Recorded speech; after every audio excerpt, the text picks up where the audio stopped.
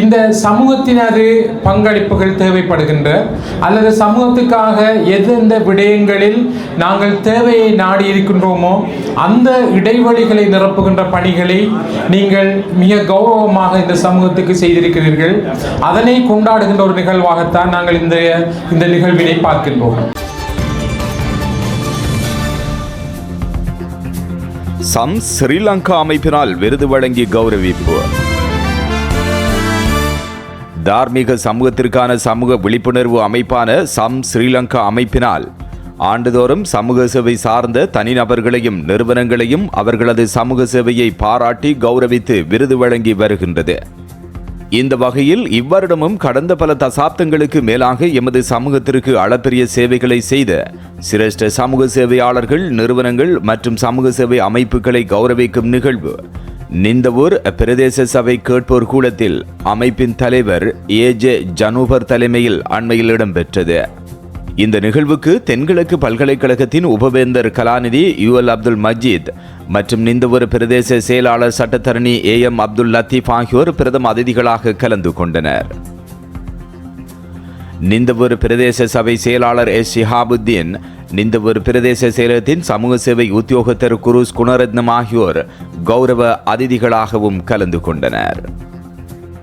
நிகழ்வின் போது நீண்ட காலமாக சமூக சேவையில் ஈடுபட்டு மறைந்தும் மக்கள் மனங்களில் வாழும் பிரபல சமூக சேவையாளர்கள் மற்றும் தற்போது சமூக சேவையில் அர்ப்பணிப்புடன் ஈடுபட்டு வருபவர்கள், தரம் 5 புலமை பரிசில் பரீட்சையில் சித்தியடைந்த மாணவ செல்வங்கள் என சுமார் 60 பேர் இங்கு விருது வழங்கி பாராட்டி கௌரவிக்கப்பட்டனர். அவர்களுக்கு சமூக சேவைக்கான வாழ்நாள் சாதனையாளர் விருது. இந்த நிகழ்வில் கௌரவிக்கப்பட்டவர்களின் உறவினர்கள், சம் ஸ்ரீலங்கா அமைப்பின் நிர்வாகத்தினர் மற்றும் உறுப்பினர்கள், பொதுமக்கள், ஊடகவியலாளர்கள் என பலரும் கலந்து கொண்டனர். வானொலியின் மூலமாக பல்வேறுபட்ட சமூகம் சார்ந்த விடயங்களை மக்களுக்காக வழங்கி வருகின்றார். இந்த கம்பீர குரலின் பின்னால் உள்ள மனதையும் சேவையையும் சுகாதார முகாம்கள், இரத்த தானம், பேரிடர் நேர உதவிகள் என பல எல்லா வேலைகளையும் தன் தலையில் போட்டுக்கொண்டு செய்த ஒருவர் இந்த போட்டியில் 3-4 பேர் அளவில் பங்கு பெற்றினார்கள்.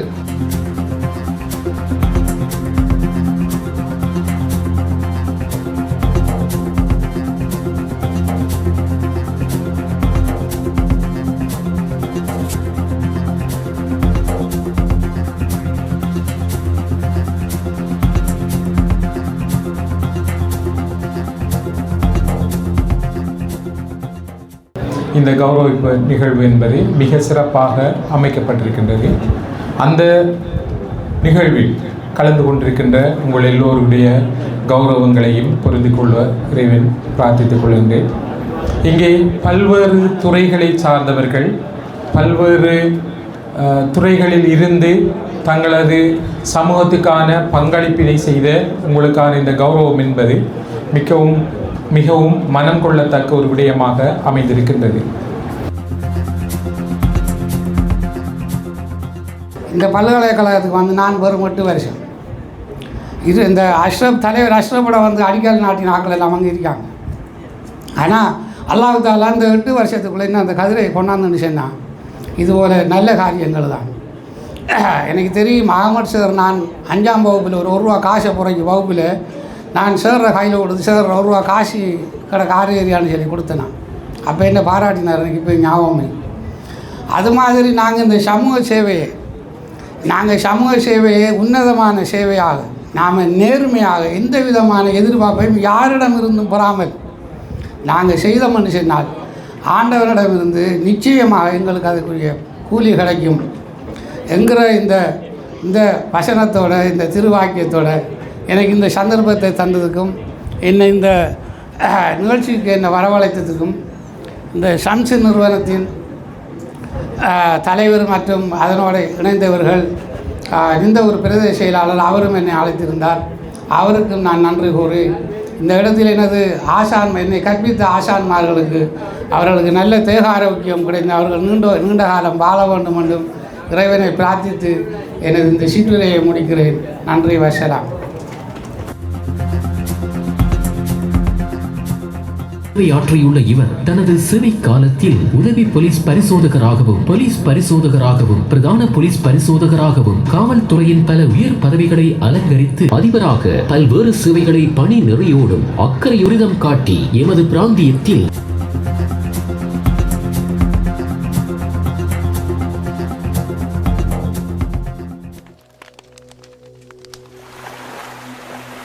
நமக்கான நமது ஊடக மொழி TM நியூஸ்.